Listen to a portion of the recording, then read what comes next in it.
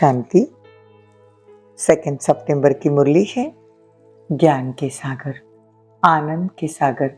शिव परमात्मा कहते मीठे बच्चे, अभी तुम्हारी ज्योति जगी है। ज्योति जगना अर्थात बृहस्पति की दशा बैठना। बृहस्पति की दशा बैठने से तुम विश्व के मालिक बन जाते हो। प्रश्न है, सतयुग में हर घर की विशेषता क्या होगी? कलयुग में हर घर क्या बन गया है? उत्तर है, सतयुग में हर घर में खुशियां होगी, सबकी ज्योति जगी हुई होगी। कलयुग में तो घर घर में गमी चिंता है ना, हर घर में अंधियारा है।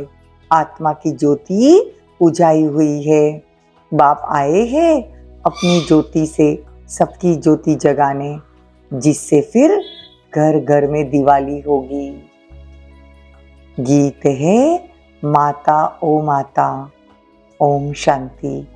बच्चों ने गीत की महिमा सुनी। देखो, वास्तव में महिमा तो एक ही होती है ना। माँ को भी जगदम्बा बनाने वाला, जन्म देने वाला एक है ना। ऐसी माँ को भी जन्म किसने दिया? कहेंगे परमपिता परमात्मा शिव ने दिया। फिर भी महिमा तो होती है ज्ञान के सागर पतित पावन परमपिता परमात्मा शिव बाबा की। वो बैठ बच्चों को अपना और अपनी रचना के आदि मध्य अंत का राज समझाते हैं। देखो, आज बाबा ने पूरी मुरलियों में अपनी आत्मा की ज्योति जगाने और दो बाप का परिचय देने के लिए कहा है। इस रावण की बात पर बाबा कहते समझाना चाहिए। बड़ी जबरदस्त बात है। रावण पर समझाने के लिए बाबा घड़ी घड़ी कहते, बाबा कहे कि अभी तुम सब बच्चे रावण राज्य में बैठे हो। पतित दुनिया को ही रावण राज्य कहेंगे ना। देखो, तुम समझ गए हो रावण राज्य अभी भारत में है। भारत में ही दशहरा दीपावली मनाते हैं। तो समझाना पड़े, अगर रावण जीता है तो रावण राज्य ठहरा। रावण है पतित बनाने वाला। तुम जानते हो 5 विकार जो इस समय सर्वव्यापी है, उनको ही रावण राज्य कहा जाता है।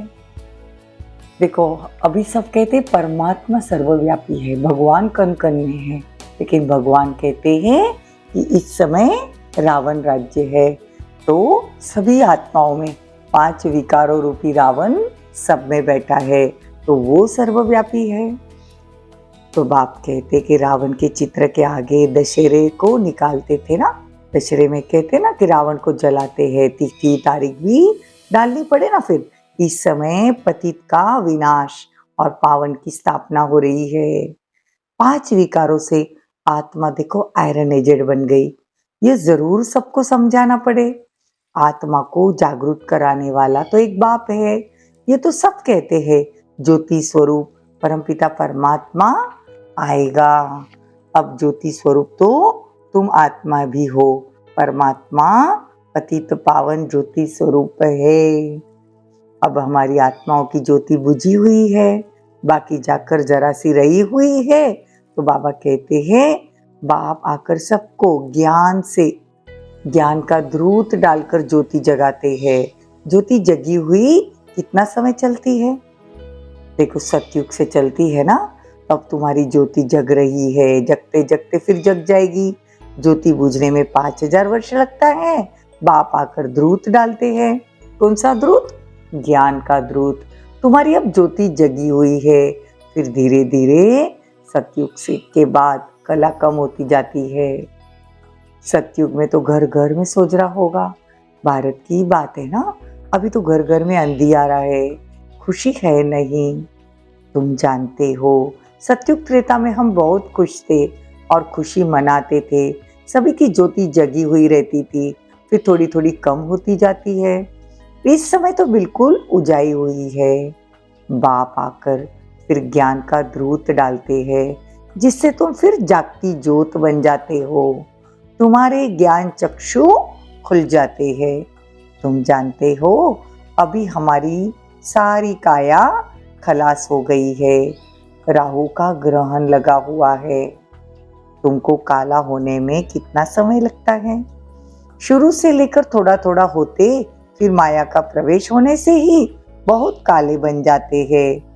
अभी तुम्हारे ऊपर राहु की दशा है, सबसे कड़ी दशा राहु की कहेंगे। तो अभी फिर बृहस्पति की दशा बैठी है, क्योंकि अभी तुम विश्व के मालिक बनते हो।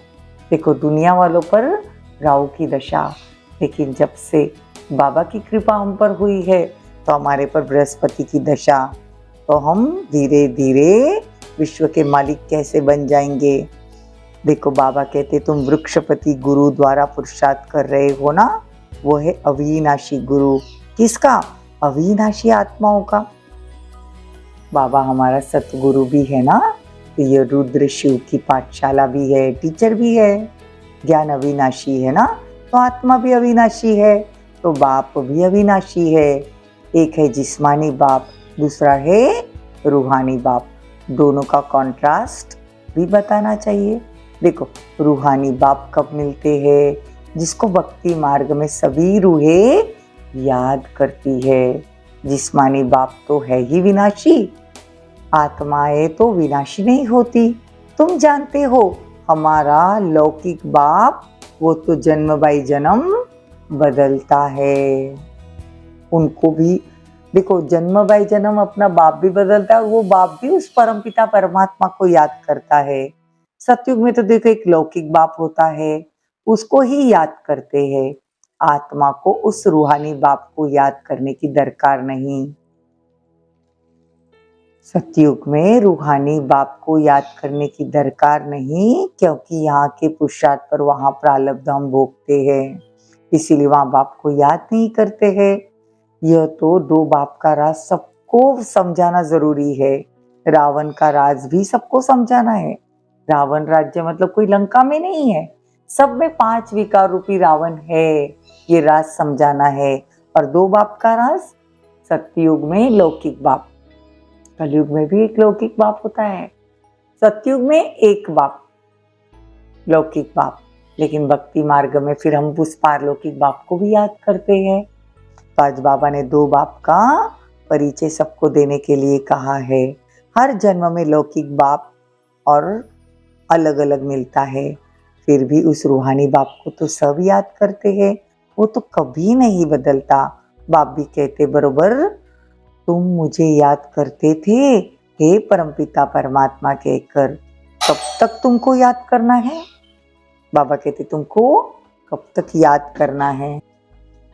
बाबा कहते सभी को, भक्तों को मुक्ति जीवन मुक्ति दाता मैं ही हूँ। सबको मुक्ति जीवन मुक्ति मैं ही आकर देता हूँ। तो दो बाप का राज दुनिया वालों को बाबा कहते समझाना पड़े।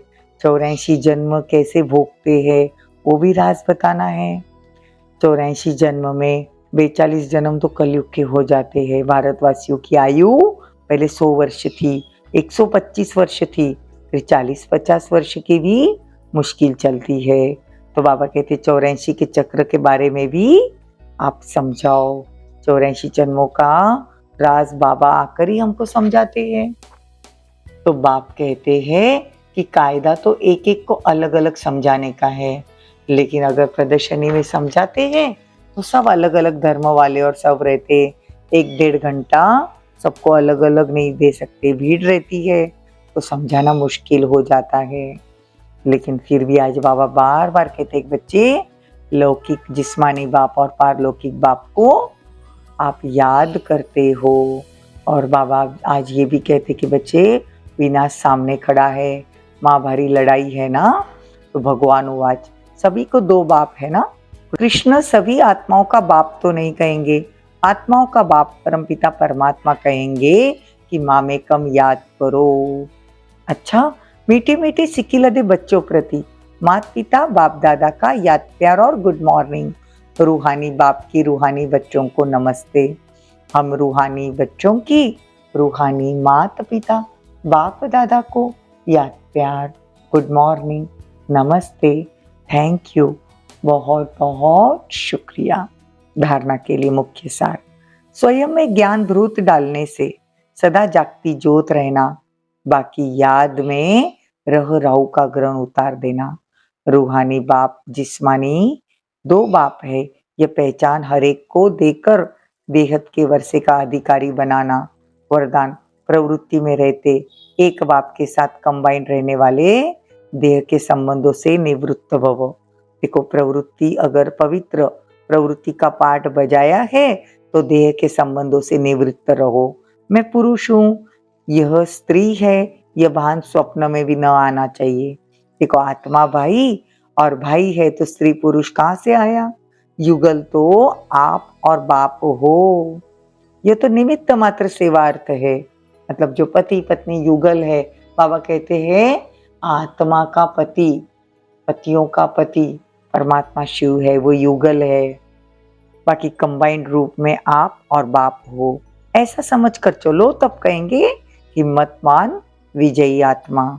स्लोगन, सदा संतुष्ट और सदा खुश रहने वाले ही खुश नसीब तीव्र पुरुषार्थी है। ओम शांति, ओम शांति।